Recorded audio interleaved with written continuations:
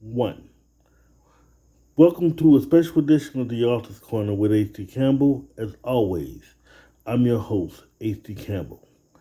This episode will be dedicated to our artistic director slash cover artist, Delon Anoshi Hagood.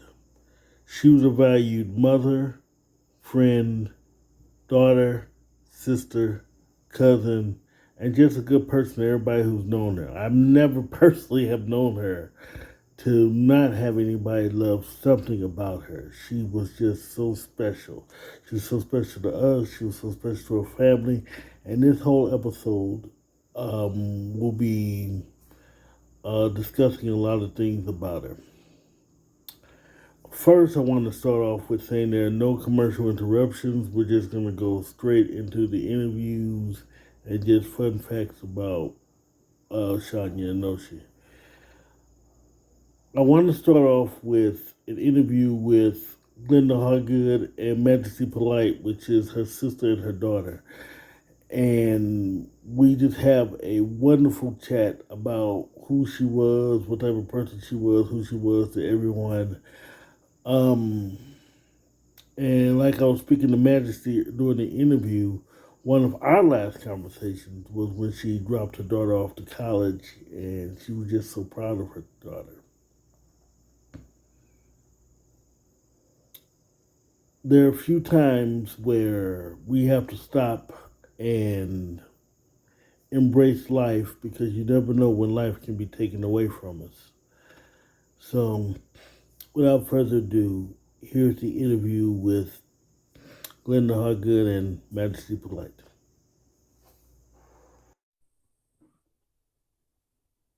Welcome to the Author's Corner, where I am speaking to two big people in Delon's life. I got Majesty Polite, which is, and I hope I'm saying the name right, which is Delon's brother, and Glenda Hagood, which is Delon's sister. How you guys doing today? I'm good. All right, good. Welcome to the Office Corner. I'm sorry we have to meet under these circumstances, but I really wanted to talk about Delon's memory, but I really needed to talk to her family as well because you guys were, you guys were family. So, she's part of our family here. You guys knew her the best. So, thank you guys for coming on. Um, I got one question, and I'm gonna let everyone talk about their favorite memory.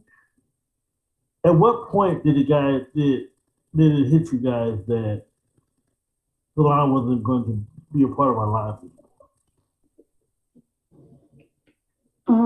I guess I go first. For me, I guess it never really hit me too much. It's just I just knew how my mom was. She never wanted us to look down and mourn all the time. So I was quick to let it go because I just knew, she's in a better place and all. But I think it hit me the most when I went to her wake and seen her body, and I just knew like that's my mom, and that was the last time I've seen her since the first time I seen her after I came back from college.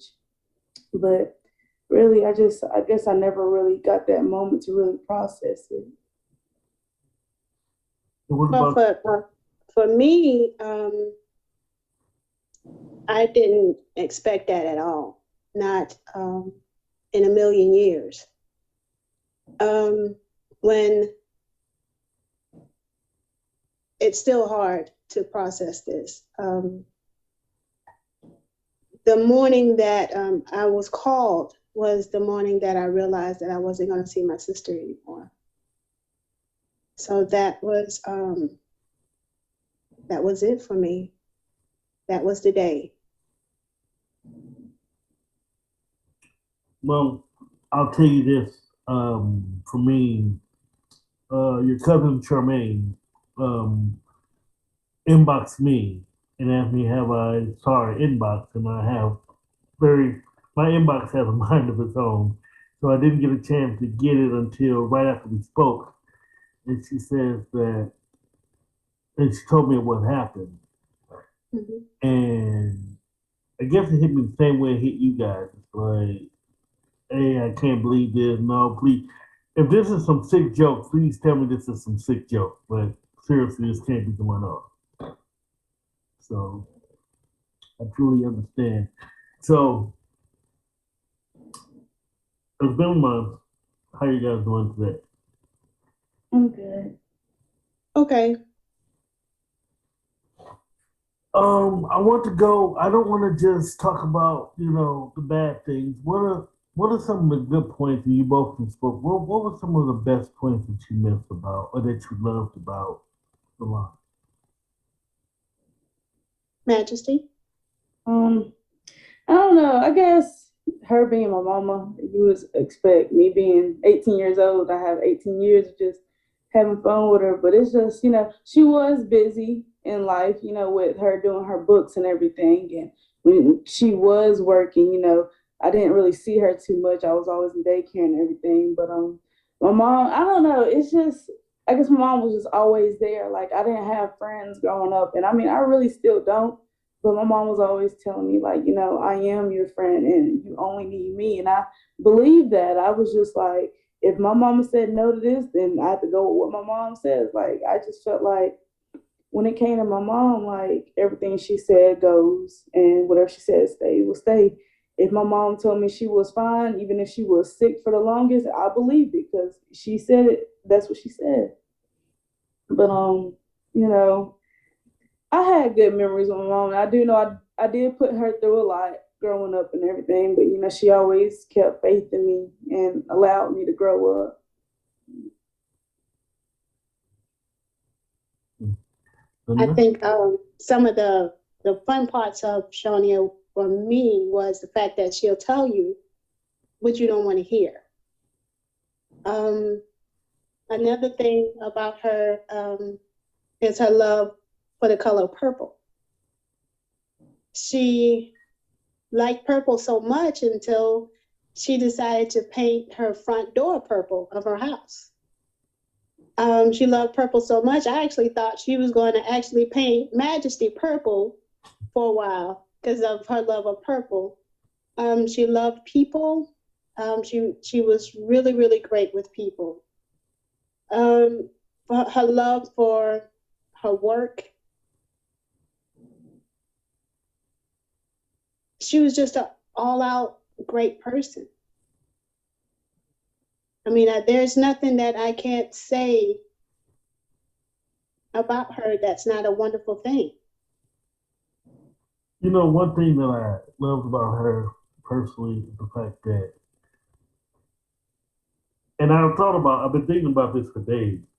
She's like, you have people that are so loved, but they have at least one or two haters that will have something to say about them. She has none. There is no one out there willing to say anything bad, which is a great thing, meaning you grew up living your best life. And this is one thing I loved about her because what she did was she was our cover artist, our company's artistic director, and like you said, Glenda, she had, she will tell you how she feels. If she disagrees with how something looks, she will tell you. But Mhm. thing is, she was always right about it because she just had a mindset. Mm-hmm. Sometimes she used to make me mad because she was so right all the time. And I'm like, okay, Shonia, I don't like you right now, so let's not talk for about 2, 4, 5, 6 seconds, and then we get back onto the conversation.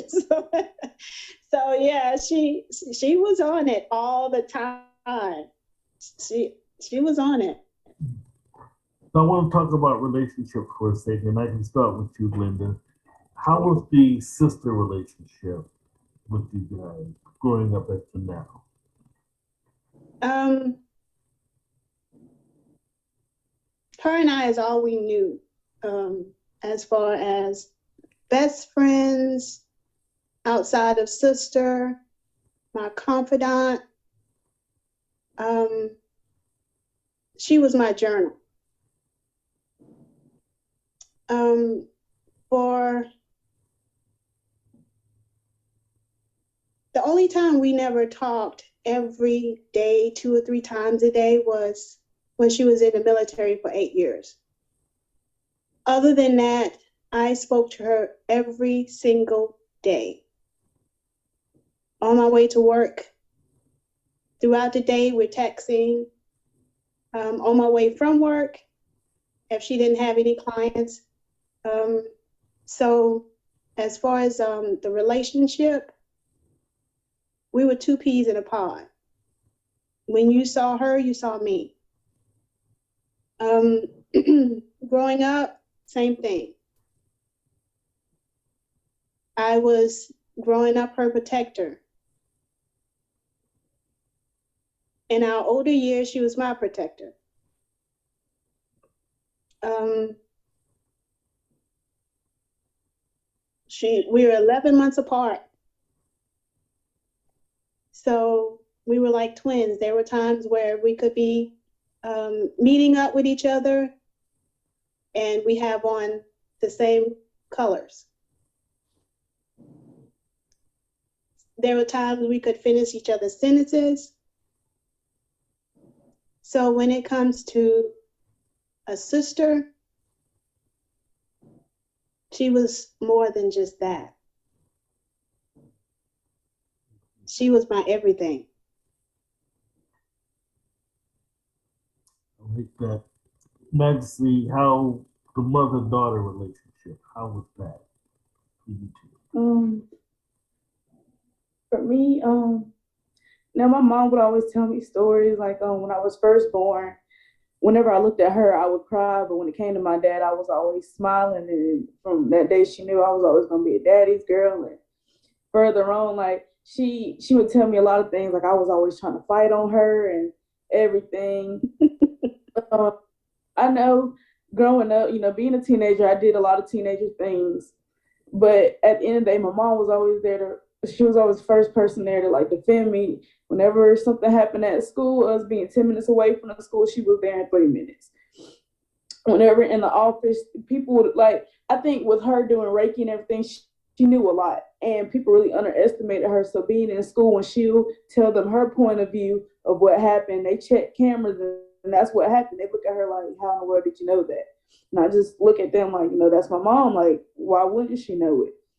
Whenever someone try to tell her, well, I don't think Mashti's acting like this, right? This and that, and she'll tell them, I've been with my child all these years. How are you going to tell me this is me? And my mom, like her working, we didn't talk a lot. I was always in my room because me as a person, I was always so antisocial. But then there'll be moments I would just go downstairs and just lay in her bed and just to get on her nerves sometimes.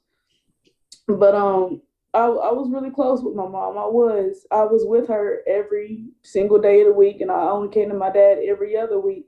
So it hits me a lot harder for her than it was my dad because I'm with my mom every single day, and it's just like it's hard for me to even go back home because I know when I go there, I won't be able to run to her anymore. And it hit me hard, but I just kind of get over it really quickly because it's just like, she's gone and I can't just keep crying about it. But it's always going to hit like someone's mom is always going to hit harder than their dad because that's the person who gave birth to you. Like they brought you into this world.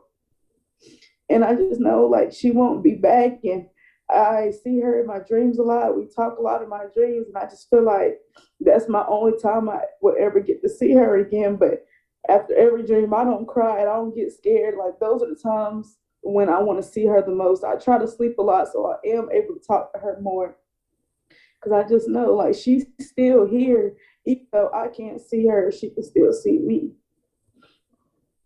Tell you this, Majesti. One of the last things I spoke to your mom about was this post that she took you to college, helped you get your room together. She was so proud of you, and um, she loved you so much, and she just wants the best for you. Had a good conversation about you because she came to me. I had to get on her for a second. Like, I'm sorry I don't have these covers. I had to take my daughter. Like, I know good and well you're not trying to apologize to me about taking care of your daughter. You take care of family first. That's how she was. She cared about everybody so much. But she loved you. If there was any doubt, don't ever, don't ever doubt it. She loved you so much. And I'm sorry, That's I okay. apologize too, but That is okay. You're fine. I mean, she touched all of us in so many ways. So now that I feel that she's still with us, no matter what, no matter what's going on, she's still with us. Um, I wanted to tell you guys something. I actually wanted to announce to you guys right here before I announce to everyone else, so they'll see this on the interview first. She has one more book that I'm about to publish. Um, I'm actually going to actually modify it one more time. So I'm going to put you guys' names in it. As far as dedication, and I'll say a few words about her life within that book, if that's okay with you guys. And I'll let you guys see it before I put it out. Um, she just loved her craft so much, and she gave so much to. She said she wanted the book proceeds to go to people in Haiti. She said that and then she loved so much. She loved people so much. She gave a lot to people with PTSD because that's what she suffered, and a lot of other different things. So I guess my next question for both of you guys is, what do you guys take away now? Or what lessons can we share with others from her life? Majesty.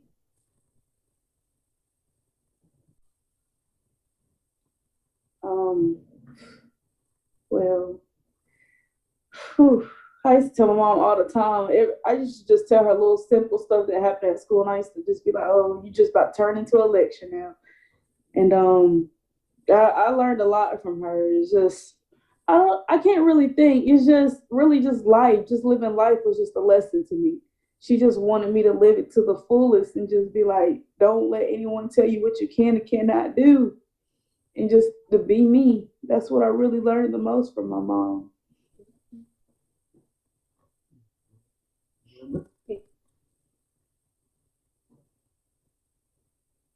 For me, the lesson I've learned quite a bit from her. She was she would always tell me, Glenda, speak your truth. No matter what that truth may be, speak that. Some people may not like it, some people will receive it. It doesn't matter, it's your truth. Also, live life to the fullest.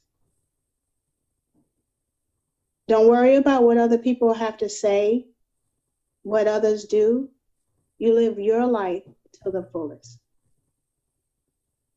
One of the things I can take from Shonia is the fact that her her love for her baby was beyond a mother's love. It was extraordinary love. I can take from her that sometimes you choose your battles. Always pray. And once energy leaves a body, it goes nowhere. It's just here. Energy doesn't die. So I truly believe that Shonia's energy is still here.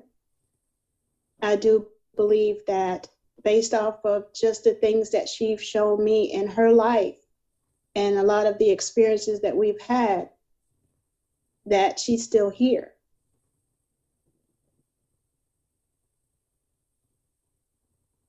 I believe that she's looking over us, and that's based off of the things that I've learned from her. Okay. Now I want to switch gears for a second because we've been grieving enough. Now I want to go get a little silly for a second. I want one of her most funniest memories. We'll go from funniest memories to best memories. But I want to go with her funniest memory. It's her favorite dance. Let me see what. Hey. She'll swirl like this.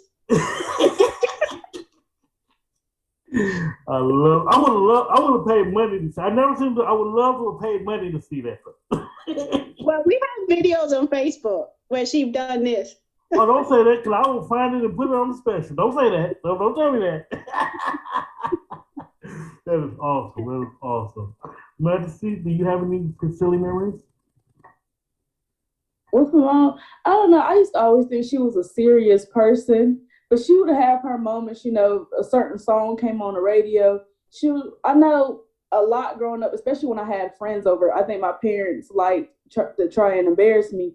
So whenever we'll be driving and I have a friend in the back, they're just all chilling, and my mom would look at me, and then I look at her, and we just kind of nod our head. She'll start swerving in the middle of the road, and my friends would be in the back like, "What in the world is going on?" And I'm just like, this is just what we do. My mom she think it's the funniest thing in the world. It didn't matter if a car was coming or not. She will sit there and she'll do it so hard. She'll just swerve to the next lane, swerve to the other one. And I just sit there like, man, like my mom is kind of crazy, but you know what? I'm gonna just let it be because I just be like, I used to enjoy this as a kid, but looking at it now, it's just like, wow, like my mom is a crazy person.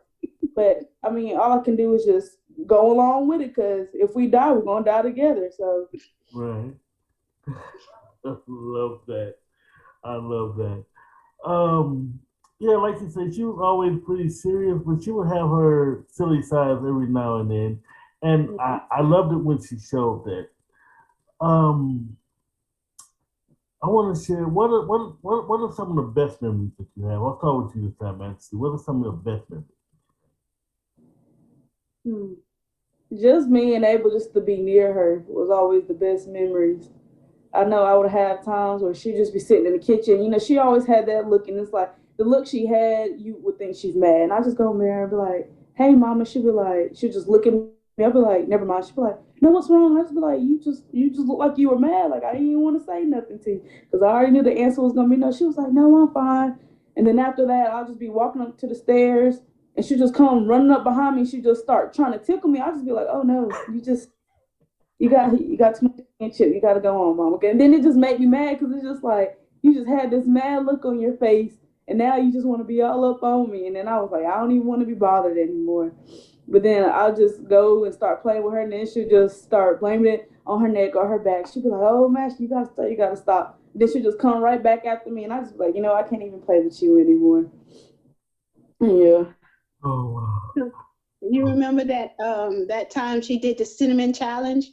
oh, That's really? on that's I on don't YouTube too. feel like YouTube or Oh, I need to not. see that one. She did Yeah. the cinnamon challenge. Yeah. Oh, well, what happened with that one? Mm. It didn't go so good. I need to Cause find as it soon as before she tomorrow. took in, yeah, because as soon as she took in that cinnamon, I mean everything just went out like this. She was coughing and gagging, and And you said that's on Facebook as well. that's on. It's I think that's on YouTube. I'm not sure if it's on Facebook. I will find it. Yeah, I will find it before tomorrow. I think they put it on YouTube. Awesome, awesome, awesome. Um, I want to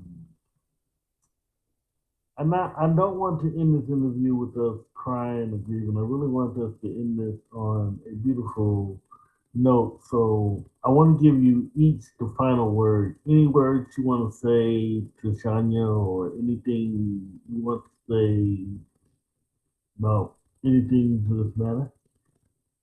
Majesty.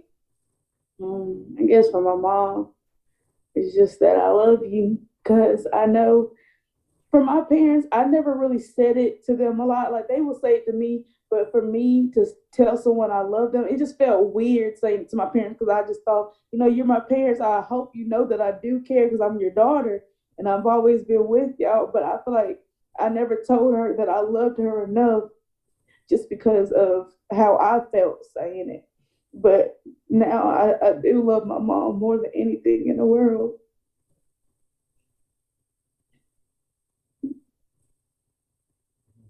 Glenda? Um,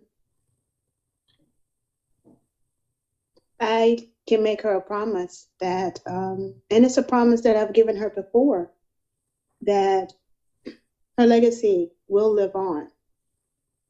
This is not a stopping point. Just because she's not here in body doesn't mean that it's going anywhere, because she has a daughter just as well as she has me. And I just want to let her know that I will do everything in my power to make sure that Majesti is okay and to make sure that legacy is fulfilled for her. She knows that I love her. I've said that numerous times before she left here. She knows that Majesti loves her. But the most thing that I can possibly say is it's not going to stop. And that's a promise that I'm making to her. Her legacy is not going to stop. Awesome, awesome. Well, I just want to say this again. Thank you guys for coming on. This is love right here. I mean, this is nothing but love. Right? She was again very big on family. She was very close to all you guys. So she talked about Maxwell, but Glenda, she talked about you a lot as well. It's like I actually joked with her, it's like I feel sorry for any man to come in your life. They're gonna have to and they're gonna have to go through your whole path, like because that's how close that she was to you guys, and that is so beautiful. And again, like I say, she was our sister too, and I just want to thank you for sharing her with us. We want to thank you for having us.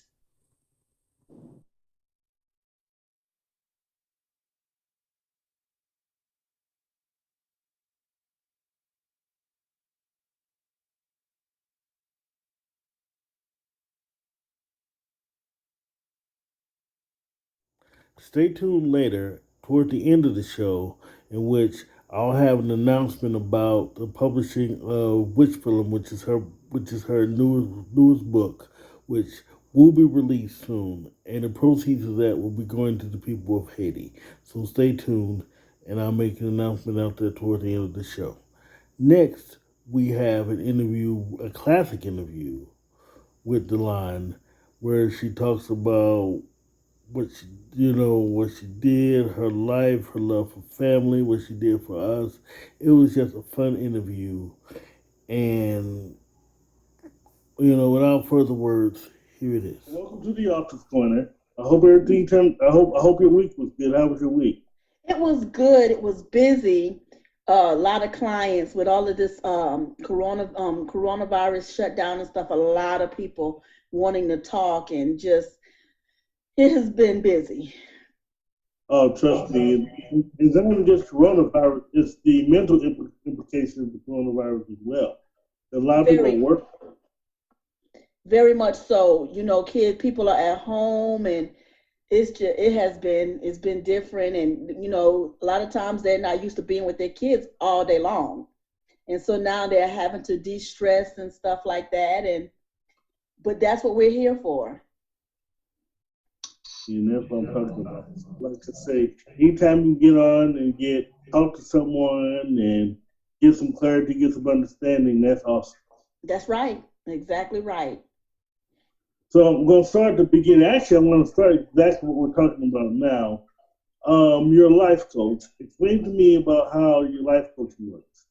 Okay, well, I'm actually a doctor of metaphysics. I work with things on a spiritual level. I do like energy healing, chakra cleansings, and things like that. And so I did go for life coaching because I have a pastoral counselor, but I'm not licensed. So I was like, I want to find a way to just like come, just not just being a pastoral counselor, but helping people, develop their life, learn their life purpose, develop self-love, So I became a life coach, and it is actually just more of helping people have a building block for their life. We're not. I'm not a therapist, so I can't really work with someone that's like dealing with mental illness and stuff like that. But although I have places that they can be referred to, but I can work with people who are having marital issues and want someone to talk to and get advice from. I can do that, but I don't prescribe medicine, and I don't actually give diagnosis on a person. Okay. So really, we just work with what the doctors, their MD says. We build on that because we do a lot of herbal medicines and stuff like that. So we're able to help them be holistic on the holistic practice more than anything. Be able to grow. Okay. So one last question, then we move on. Mm-hmm. You mentioned a lot about PTSD. What type do you work with? A lot of people with PTSD? I do. Although we don't really get into the mental part of it, what we do is once you get the diagnosis, we teach you techniques that you can use to help manage it, because most people don't understand. But once you have developed post-traumatic stress disorder, it's not something that goes away. It's just something that you learn to manage. And so we teach techniques like meditations. We work with like the energy. We do a lot of guided studies to help people build themselves, because there's a lot of underlying things that comes with dealing with post-traumatic or PTSD. And we teach them how to manage their stress level. We teach them how to be able to deal with triggers, but we don't actually treat them as MDs. We get the diagnosis and we teach them how to manage it. Yeah, we talked about series. Now we're moving on to something more interesting. We get up with. So my next thing is you are an author. Tell me, what kind of books do you write? Ooh. All right. You see, I had to start blushing on that one. So I write romance. I write paranormal romance. I write young man, older women books. I write psychological romance thrillers, but all of them got romance in. All of them got romance. So let's talk about one thing at a time. Yeah. First, let's go into. I'm curious about the young man, older woman books. What? Now, tell me your time. What started that trend? I don't know. I just one day just decided I wanted to write as a young man, and so this book is called "Can I Keep You in Mind?" and it's actually in Florida. That's where most of it takes place. And I just wanted to write as a 23-year-old young man one day. And so both I'm writing as a 40-year-old woman and a 23-year-old man in the book. I don't know if I channeled my inner younger man or what, but I just started writing. I just decided to write as a 23-year-old man. That's literally how I got started. Awesome. What was the best reaction you got from the young man, older woman book? You know what? That book, a lot of the older women that have read it is like, oh my gosh. Because this book wasn't as deep central as most of my other books, but it made them look at young men a little different. I hope I ain't started no trend or nothing like that, but it was like he was very mature. And in this book, he is a fine arts thief. And the FBI agent, that's Chastity, is looking for him, and she don't even know she's looking for him. And he don't know she's looking for him, and they fall in love. And it's a lot of stuff that go on. I ain't gonna say it's gonna last or nothing. You just got to read the book to know, but I truly understand. Now, let's move on to your paranormal romance. First, before we move on, there's a story that you wrote that we was kind of afraid we was kind of writing over each other on. Let's tell that story. Okay, so Witchfilm, that's what it's called. Well, right as of now, it's called Witchfilm. I don't know if it's going to change because normally by the end of the book, the characters change my titles like 50 million times. But it is a paranormal, but it actually deals with the seven African powers as well as the Loire.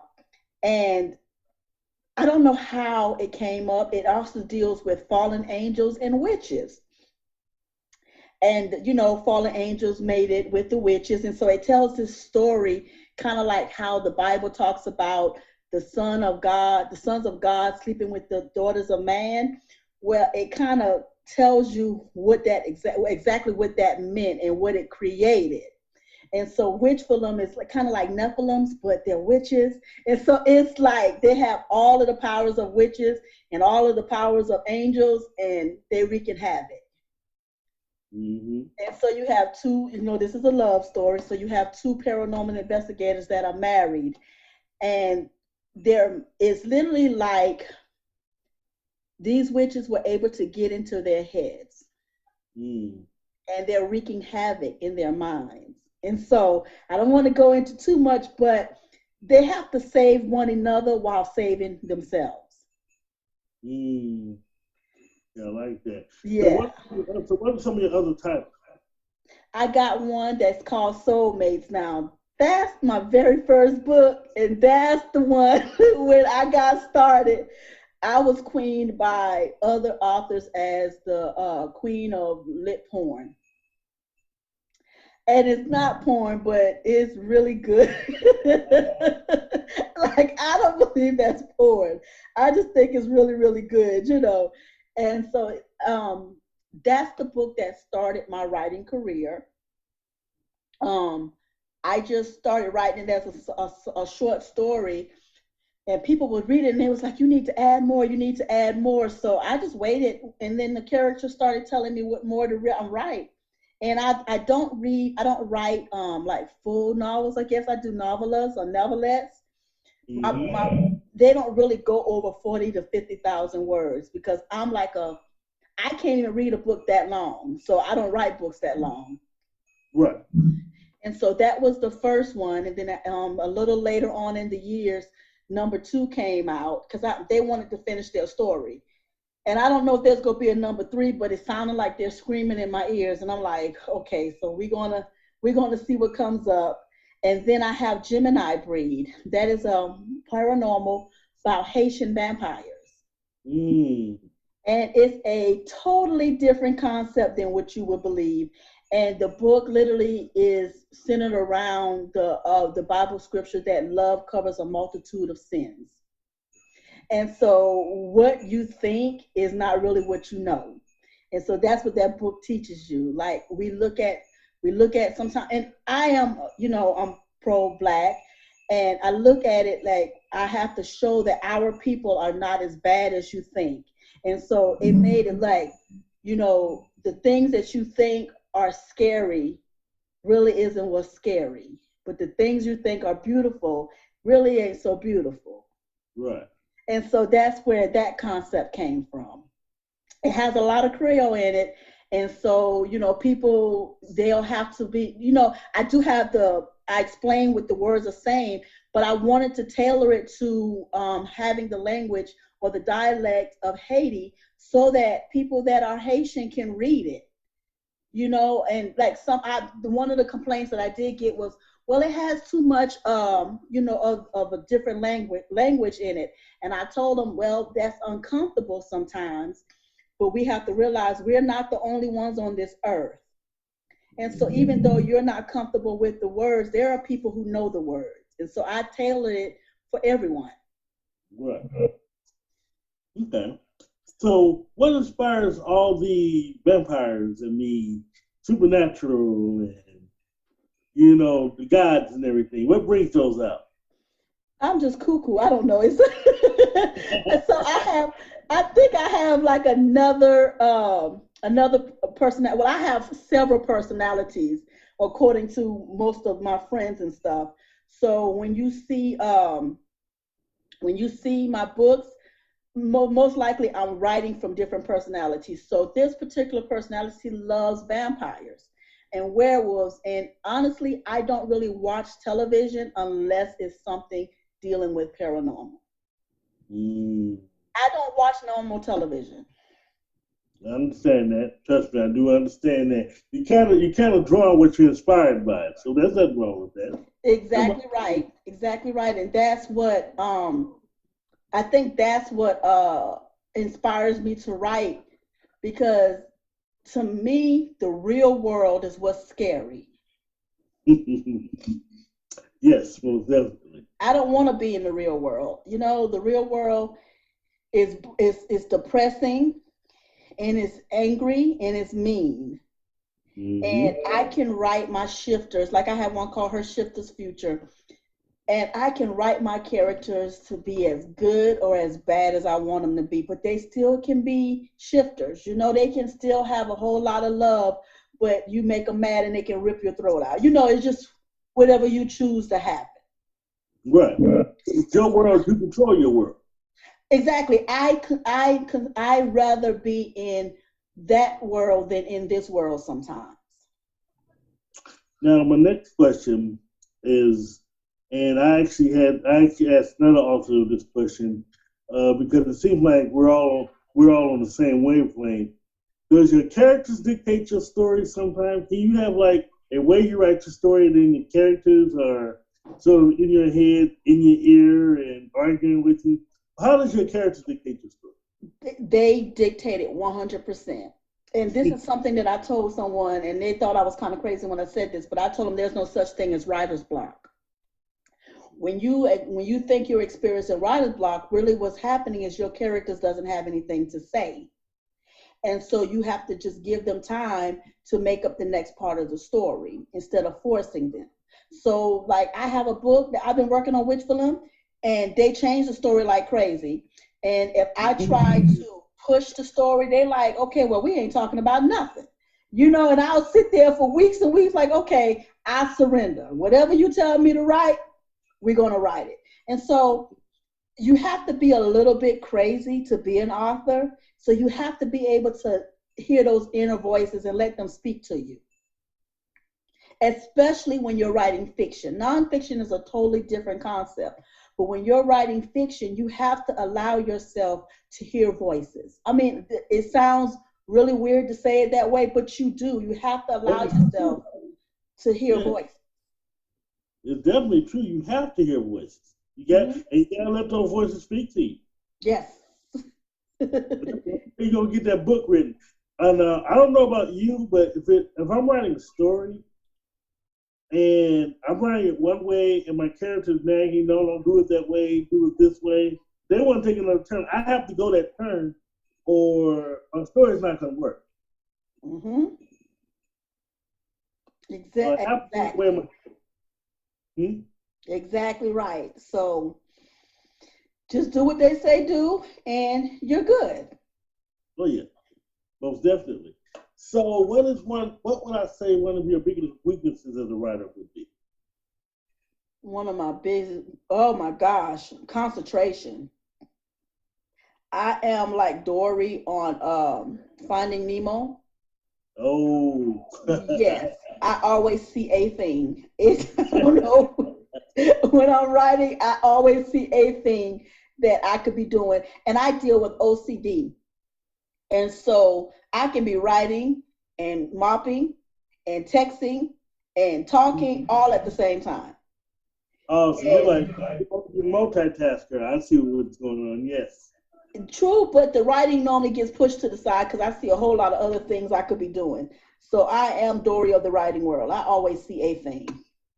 So you actually have to force yourself to sit down. I've got to finish this. So sit down and finish Yes, it. I do. I have to tell myself you're on punishment. You know, turn the internet off. Don't put, because my desktop, I disable my internet. And so I have to turn off my phone so that I can write, because I'm okay, I'm just gonna be real. I'm addicted to thug life on Facebook. What's wrong with that? And when I hear that little thing go off that somebody has killed or shot up my territory, everything in life stops. And I Right. got to get to, if I'm driving, I need to pull over for a minute and see who it was that destroyed my territory. Right. Because you So either get money stolen from you, you either getting your people killed, people stole your territory, something's going on. exactly. And so I literally have to deal with it, And so when Thug Life is on, everything else just disappears. And I'll be typing and writing, and I'll be checking to see if I got any life yet, so I can go back and spin the wheel. So Right. that's my author's craft kryptonite right now, Thug Life. That is not a problem. So where do you so where do you see your writing maybe in like 5 years? In 5 years, I want to just be writing. I wanted to get better. I want to be able to write maybe longer books, things like that. But I don't, this may sound weird, but I don't have a particular goal. I just want to write. No, no, no. I hear some people say, well, I want to be a millionaire in 5 years off of my books. And honestly, I don't have to be a millionaire. I just want to be able to write. Mm-hmm. And again, that is definitely not a problem. Now, my next question is: now you have another job, which is kind of a fun job. You kind of work for AC Campbell Productions, Yes, and I do. oh yeah, as a cover artist. I don't know how you got hooked up with AC Campbell. Now you don't have to tell everybody how you somehow hooked up with us. I don't know. You know what? Honestly, I don't know. I honestly have no clue how. I think it was just through Facebook somehow. I don't know. Well, I'm gonna tell you something. You do bound book covers. I don't know what it is, but I've had 3 book covers, actually 4 if you count one of my clients' books. You gave me 4 bound book covers, and I fell in love with you. And now you are now a part of the AC Campbell family. So definitely, thank you so much. I appreciate it because I'm gonna tell you, I've been doing graphic design since I graduated in 2007, and I was doing it and I just kind of stopped. And then when someone presented doing book covers, I was like, I don't know, I'm good. I can, because I do videos and some animations and stuff, and I was fine with that. And then when I started writing, I was like, no, I want to do my own covers because I know what my ideas are. This is how I want to control it. And when I started doing the book covers, at first it was very tedious because of OCD. And I tell any client, if you need a book within like 3 days, I'm the wrong person. I'm go ahead. Because I am the type that will blow the cover up and make sure every pixel meet and everything has to be in a certain order. And if it's not, I can't release that book. And I'll fuss with clients like that book cover is ugly. I'm not sending you that, and you're not producing that cover or publishing that cover with my name on it, and it look like that. We gonna finish it. So because they be And you like, know, just hurry up, just give me something. No, I can't just give you anything. that's the reason why I love your covers because you tell me you'll sit here and argue with me. No, I'm not giving you that cover. No, let me see what I can do. No, you're gonna look through Adobe Stock. You tell me what you want, and we're gonna make this cover. This cover is gonna be good, and that's what I love about you. That's why I love your covers, and that's why you're doing it for ATM Productions as well as Hard Drive Publishing. And I mean, like I said, I love your work. And you think your OCD is a hindrance? No, it actually is a blessing. Thank you, because I do sometimes I'll be like, ooh, these people not gonna come back to me. And you know, and I'd be like, I'm sorry, but because normally most time I do send them, the beginning to let them see what the pictures are gonna look like on the cover. Because and that's one thing that I do. I send you to find the pictures that you want. And one of the reasons why is because I'm a no nonsense person.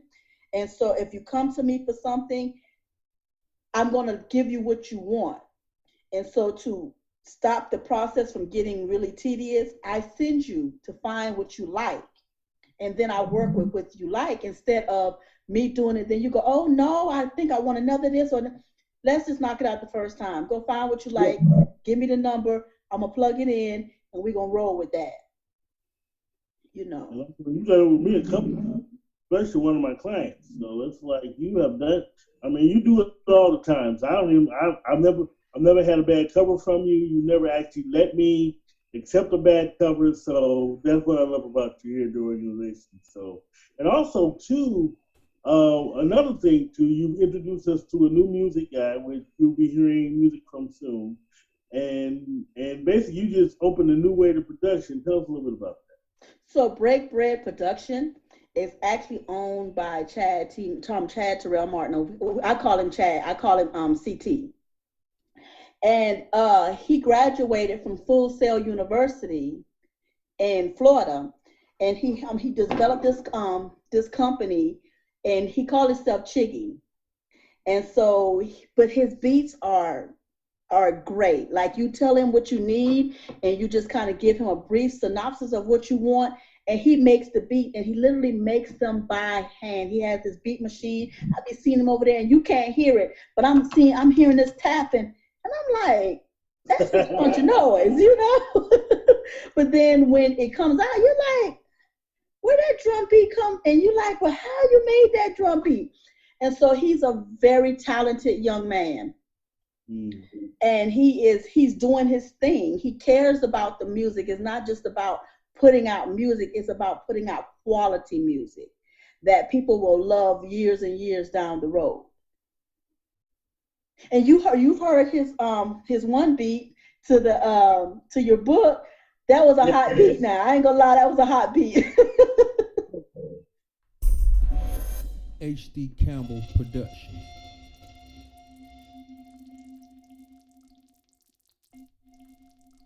Hard Drive Publishing. You don't know me, but your husband does. Whether he willingly wants me or not, I will have him. And there's absolutely nothing, I mean nothing, you can do about it. Just check out what I can do, because none of you women with loyal husbands are safe. So my next question to you is, I mean, what do you do when you're not working? Cooking and baking and family. My children are my world, and so especially my 16-year-old, she is home, and I just center my life around the things that she needs. I love the garden. I just started my first herbal garden, and I go out every day and look at it. Like it's not gonna grow overnight, but I'm out there every day just peeking. And so that's really what I do. I just live. I'm trying to live my best life, and helping people is my thing. So even when I'm not working, I'm finding some kind of way to help someone. And I do practice a lot of self-love, but just helping people is my thing. You see, I love that. You've done a lot for me, and I really appreciate you for that. And I've actually seen you do for a lot of other people, and I definitely appreciate that. And I'm looking forward to working with more things with you in the future. So my next question is, how can we get to know you as a person, get to buy your book, get to hire you? How do I get to know you guys? So you can go to my website, queenanoshi.com, and it talks a little bit about me. Um, and if you want to hire me for anything, you just shoot me a quick email inside of on my website, or you can go to authoress Anoshi at gmail.com and do that as well. And if you email me, I'm going to talk to you. I'm going to interact with you. It won't be like one of those generic messages like, "Oh, thank you for contacting Queen Anoshi. You're very special to her." That's not what I give. I will write you back, and we will talk. If you want to know the author, you know the author. Now, there are some personal things you may not never know about me, and everybody don't need to know everything, right? So, but the basics is I will always talk to you. I don't think I can ever get too big to where people become small. Hmm. Okay. That's not a problem. Yeah, I love when people interact with people who contact them. I don't like generic things. I don't like Thank you for contacting me. Da da da. That's why I have my Facebook page so open because I want you to talk to me. I want you to interact with me. I want you to, chat with me. So I wish more people actually did that. So you're about business, but you also are about the right business, which is one thing Yeah, I I'm about people. And so you can also like, get my books. If you go on my website, it's going to connect you to Amazon where you can, get the ebook or just a regular paperback. But if you email me, I have a donation button where you can actually get a signed copy. And the reason why I do it as a donation is because we take the proceeds from our books and we give it back to the community and helping with learning about post-traumatic stress disorder and things like that. So those profits literally go back into helping. yeah, truly love that. Definitely love that. And we love you for that. That's definitely not a problem. So, so next I want to say, I like to say, I normally give you the floor, the last word. Is there anything that you'd like to say? Any challenge want to give, advice, whatever you want to do, the floor is yours. So I would just tell people to love life, live life to the fullest. Let every day be the best day of your life. Don't go against the tides. Just ebb and flow. If you are a writer, write from your heart. Don't write to be competitive. Don't write to get the book done. Just write to love it. And if you write to love it, it will become a masterpiece. Whether 10,000 people sound by it or 10 million people sound by it, it still will be your masterpiece. So believe in yourself, but do everything, whatever you do from your heart. And let that genuine, I don't even know if that's a word, but let the genuine you be. I make up words, by the way, so I can make up words. You'd be like, I ain't never heard that word before. So I don't know if genuality is an actual word or not, but I like Mhm. it. It sounds good, so we gonna use that word.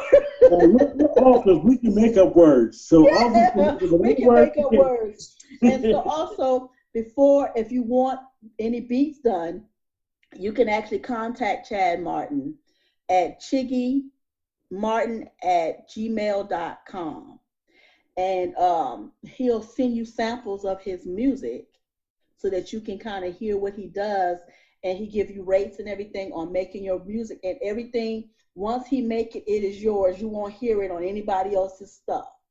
So that's another thing. Yeah, I love that.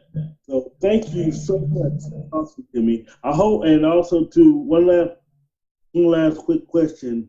How are you doing with the whole social distancing thing? Are you okay or? Yes, because I was already introverted, so like this is like my time to shine. Like I didn't like being out anyway. So like even my doctor was like, "Oh, so I know you haven't." I'm like, "Yes." Now I got an excuse not to go. And so it's fine. I'm with the people that I love.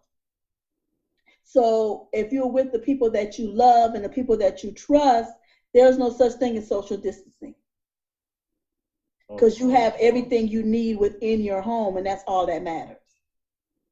That is so true. And if you're with everyone you love, everyone and everything you love, then you're truly not ever alone anyway. No. And then if you have yourself and self love, you can never be alone. No. And then the voices in your head, you got like a whole bunch of friends. My Oh, trust daughter me. be like, "Mama, Trust me.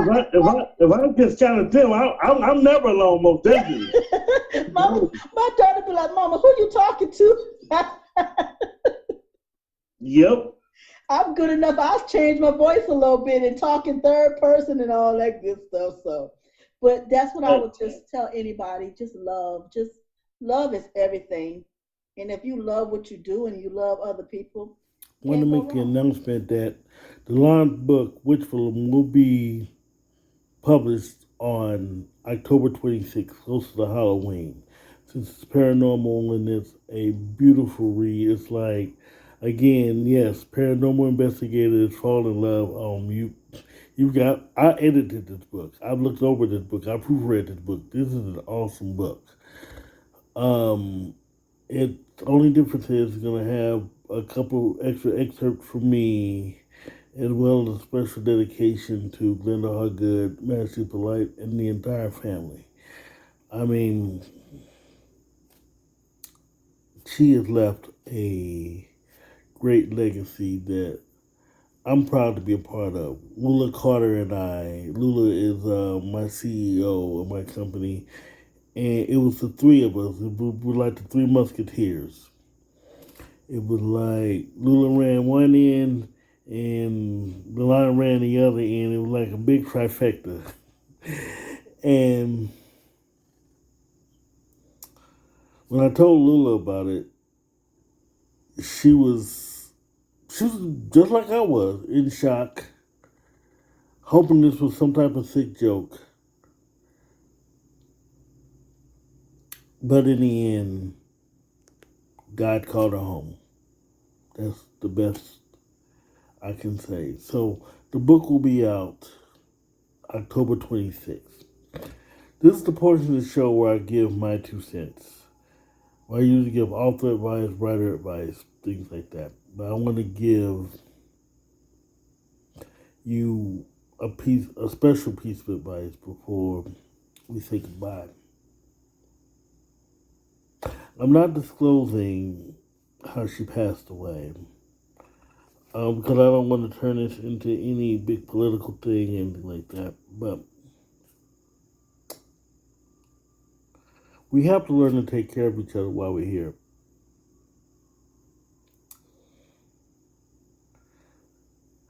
I would say I'm tired of loss, but that's selfish. Everything from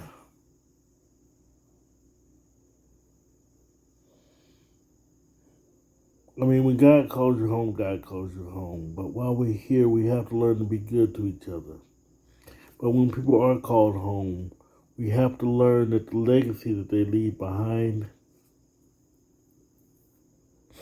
is special. We have to keep honoring their legacies. But for the people who are still here, we have to learn to be good to each other. We cannot keep allowing hate and division to tear each other up. If you love someone, tell them you love them. If you beefing with someone and it can be resolved, resolve that beef, because you never know. I mean, life is just way too short. So please, I'm just going to say this and then I'm doing off my soapbox. Be good to each other. Next week, though, we're going to continue the line conversation with Charmaine Singleton Moon. But first, we're going to spend the entire hour talking to her about her runaway hit, Hidden Desires, which the cover was actually done by Delon. Also, we're going to talk about Whitfilm, which she co-authored, as well. We're going to also discuss a few more of Delon's memories with Charmaine. So that's the Author's Corner. Peace. Again, be good to each other. And as always, let your writing fuel your spirit. And God bless.